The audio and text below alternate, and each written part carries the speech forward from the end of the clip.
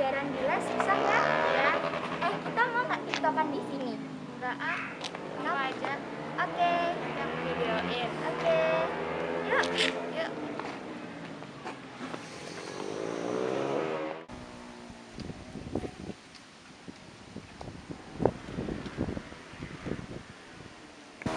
Lau, kita tiktokan di sini aja yuk.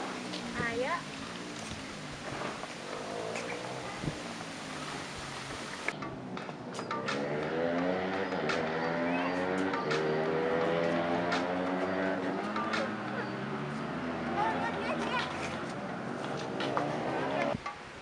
Wah, bagus nih, upload yuk. Oh, yuk. Siapa tahu nanti ada yang komen dan like. Iya ya.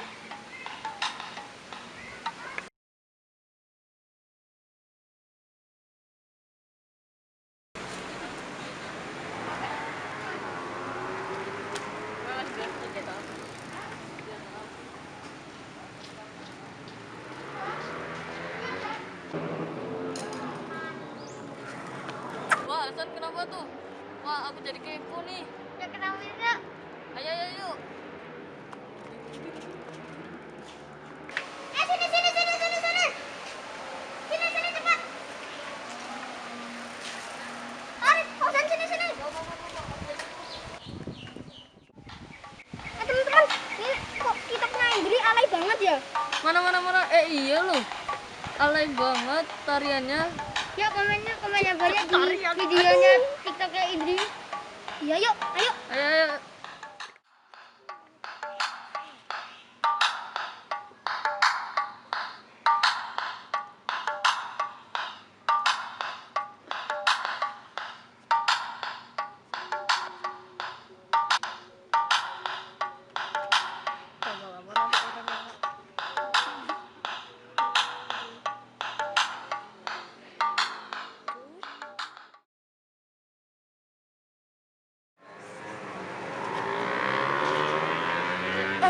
Apa sih salahku? Sampai-sampai temanku dan orang lain berkomentar seperti ini. Emang ada yang salah ya kalau aku buat TikTok? Padahal aku main TikTok hanya menghibur diriku sendiri.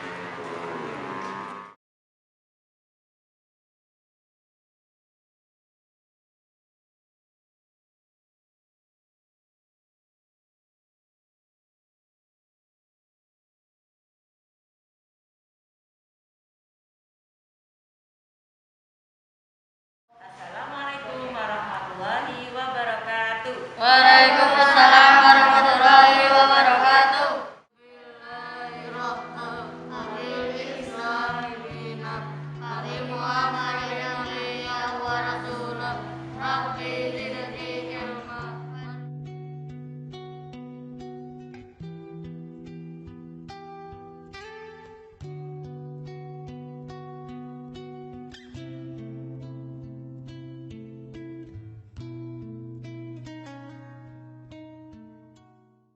Ya baiklah, kita tutup TPA pada sore hari ini dengan membaca hamdalah dan doa kafaratul majelis. Alhamdulillahirabbil alamin. Subhanakallahumma wa bihamdika asyhadu an la ilaha illa anta astaghfiruka wa atubu ilaik. Billahi taufiq wal hidayah. Assalamualaikum warahmatullahi wabarakatuh. Waalaikumsalam warahmatullahi wabarakatuh. Ya, silakan pulang. Hati-hati di jalan.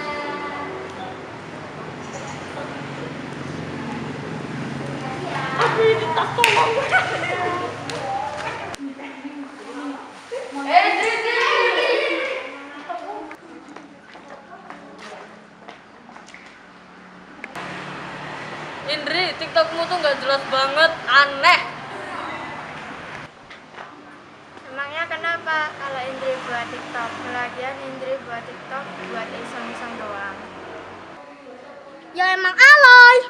Joget-joget nggak jelas gitu. Hahaha. Udahlah Aura, mendingan kita langsung pulang aja, nggak usah raguin mereka.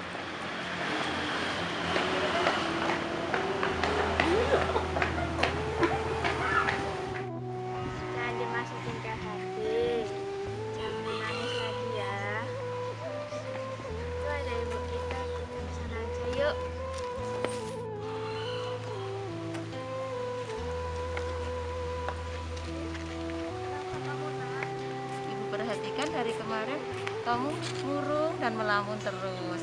Kalau ada masalah, coba ceritakan sama ibu. Siapa tahu ibu nanti bisa membantu. Jadi gini Bu, kemarin ibu TikTok terus sama teman-teman komennya jahat. Coba seperti apa sih komennya? Ibu lihat dulu.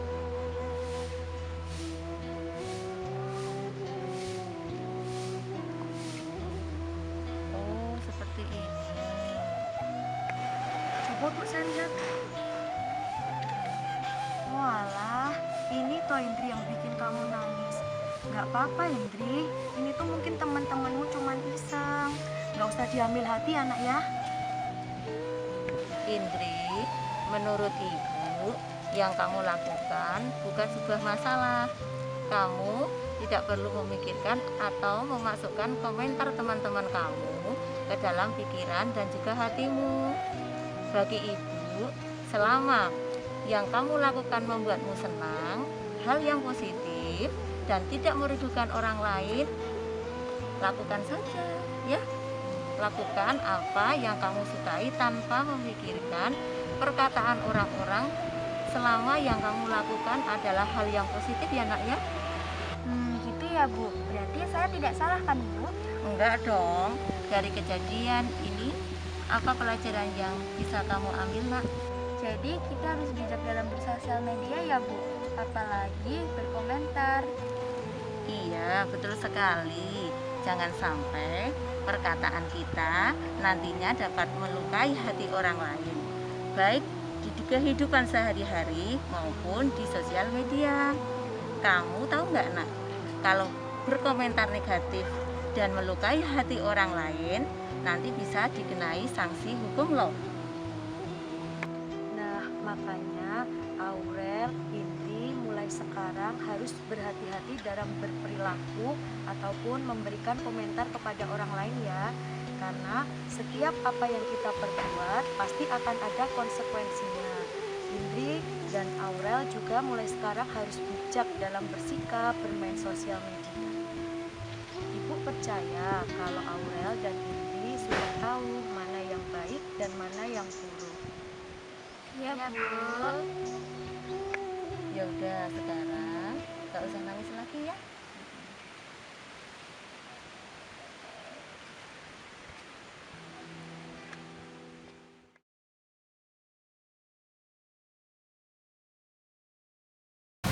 Tahu nggak sih cyberbullying itu apaan? Jadi cyberbullying itu suatu perilaku agresif atau perundungan yang dilakukan oleh orang lain atau kelompok orang yang bertujuan untuk menghina, menindas kepada kelompok yang lemah, dan tentunya di media sosial, jadi nggak secara langsung gitu loh Ras. Nah, aku tuh mau tahu kalau bentuk-bentuk cyberbullying tuh seperti apa gitu. Oh, jadi tuh bentuk-bentuk cyberbullying tuh misalnya nih kita memposting suatu kebohongan tentang seseorang di media sosial. Bisa juga nih kalau kita tuh ngirim video atau ngirim foto-foto yang menurut seseorang itu tuh memalukan, itu juga bisa. Terus ketika kita mengirim pesan yang berupa ancaman, terus juga bisa juga kalau kamu dapat telepon dari orang lain berupa ancaman dan juga menghasut orang lain untuk memberikan komentar jahat di postingan kamu juga Ras. Gitu ya, kayak di teror ya. Iya, kayak di teror. Terus juga bisa juga loh kayak yang netizen yang komen-komen misalnya menghina fisik atau menghina penampilan kamu di kolom komentar, itu juga termasuknya cyberbullying Ras. Body shaming gitu. Iya, bisa masuk body shaming juga. Kalau ciri-cirinya itu seperti apa?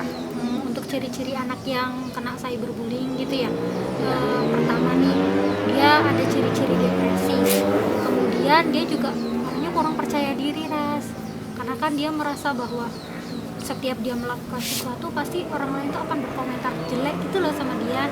Terus itu juga membuat dia sulit untuk menyesuaikan diri di lingkungannya. Dan yang terakhir itu dia kurang motivasi karena dia terlalu memikirkan apa yang orang lain pikirkan, jadi dia tuh selalu rendah diri kayak gitu loh Ras. Oh, iya. Nah, tadi kan kita udah ngomongin definisi, ciri-ciri sama yang lainnya kan. Nah, aku mau tahu untuk dampak dari cyberbullying menurut psikolog itu seperti apaan? Kalau kalau dampaknya sendiri ya, yang pastinya itu dampak psikologis kan Ras, karena kan dia merasa tersakiti, merasa selalu rendah diri, terus kepercayaan diri dia kan juga menurun kayak gitu. Terus dia jadi mudah marah, lebih agresif sama temennya, terus juga dia gampang gelisah, gampang curiga, gampang cemas. Terus dia juga bisa menyakiti diri, bisa juga sampai dia itu bunuh diri Ras. Jadi emang ngeri kayak gitu loh. Nah, untuk pelakunya sendiri nih, dampaknya itu sifatnya dia lebih agresif, ya lebih mudah marah. Terus dia tuh dia merasa bahwa dia tuh paling kuat kayak gitu. Dia suka ngejek orang lain kayak gitu. Nah, kalau dampak dari hukumnya sendiri tuh gimana sih Ras? Memang ada ya sanksi atau hukuman gitu yang buat mereka tuh bisa jera kayak gitu loh? Oh, ada sih. Nah, karena kan cyberbullying itu merupakan delik aduan, yang artinya si pelaku ini akan terkena pasal 45 ayat 3 Undang-Undang IT tahun 2016. Nah, untuk diancamnya itu dia bakalan diancam 6 tahun penjara, atau si pelaku bakalan dapat denda sebesar 1 miliar rupiah. Kalau dihukum seperti itu sih. Oh, jadi ngeri juga ya Ras, ada hukumannya kayak gitu? Iya sih, soalnya kan hukum juga kan agak luas gitu. Oh gitu ya. Nah, tadi kan aku udah tahu nih cyberbullying itu apaan, dari bentuknya, ciri-cirinya. Nah, sekarang aku mau tanya, kalau dari dampaknya cyberbullying menurut psikologi itu seperti apa gitu? Untuk dampaknya sendiri itu dari korban maupun pelaku itu juga ada dampaknya Ras. Kalau untuk korban itu dia akan mudah marah, terus juga dia bisa gampang curiga, mudah cemas, kemudian memiliki kepercayaan diri yang rendah, sulit untuk menyesuaikan diri, bisa juga loh menyakiti diri sampai dia bunuh diri juga Ras. Kalau dari segi pelakunya kayak gimana? Kalau dari segi pelakunya nih ya, karena dia tuh sering ngejek kan, sering merundung orang lain, jadi otomatis dia tuh gampang cepat mudah marah. Terus dia sifatnya impulsif, terus dia lebih suka mendominasi orang lain, otaknya juga keras. Terus dia juga susah dibilangin Ras kayak gitu. Nah, untuk dampak hukumnya sendiri tuh gimana sih Ras? Ada sanksinya nggak sih buat pelaku cyberbullying itu? Oh, jadi gini, kan hukum itu luas. Nah, untuk kasus cyberbullyingnya itu dia termasuk di Undang-Undang IT. Nah, si pelaku ini akan terkena pasal 45 ayat 3 Undang-Undang IT tahun 2016. Nah, untuk diancamnya itu dia akan dapat ancaman 6 tahun penjara, atau si pelaku akan membayar denda sebanyak 1 miliar rupiah, seperti itu. Wah, ternyata hukumannya juga berat ya Ras? Iya, emang berat. Tinggal pilih aja sih, mau 6 tahun penjara atau mau dibayar 1 miliar juga nggak apa-apa sih. Wah, mahal juga ya kelihatannya. Lalu bagaimana upaya untuk mencegah terjadinya cyberbullying? Untuk upayanya itu, kalau dari orang tua nih Ras, kita sebagai orang dewasa itu perlu mendampingi anak-anak atau remaja dalam bermain media sosial. Terus kita juga nggak boleh tuh memposting terlalu banyak dan terlalu sering, apalagi memposting sesuatu yang aneh. Karena ketika kita memposting sesuatu yang aneh itu, pasti orang-orang bakal berkomentar dong, dan pastinya itu akan menyebabkan orang-orang itu melakukan cyberbullying Dan membuat si korbannya jadi insecure. Iya nggak sih? banget dong. Bagaimana cara untuk menghadapi kasus cyberbullying seperti itu? Untuk cara menghadapinya itu Yang pertama ya, kita tuh sering berkomunikasi sama orang-orang atau kalau orang tua kepada anak kayak gitu loh. Jadi tuh kita harus ada komunikasi terbuka, saling terbuka. Terus juga bisa juga nih brainstorming atau sharing, sering sharing. Terus kalau misalnya nih korbannya itu sepertinya udah mengalami dampak psikologis yang berat kayak gitu. Nah, bisa juga nih kita konsultasikan ke profesional, bisa ke psikolog, bisa ke mana? Ke psikiater kayak gitu. Nanti di sana itu si korban itu akan diberikan intervensi atau penanganan, bisa misalkan CBT atau cognitive behavior therapy atau psikoterapi yang cocok untuk menangani gangguan psikologis yang dialami oleh korbannya, Ras. Oh kayak gitu. Oke.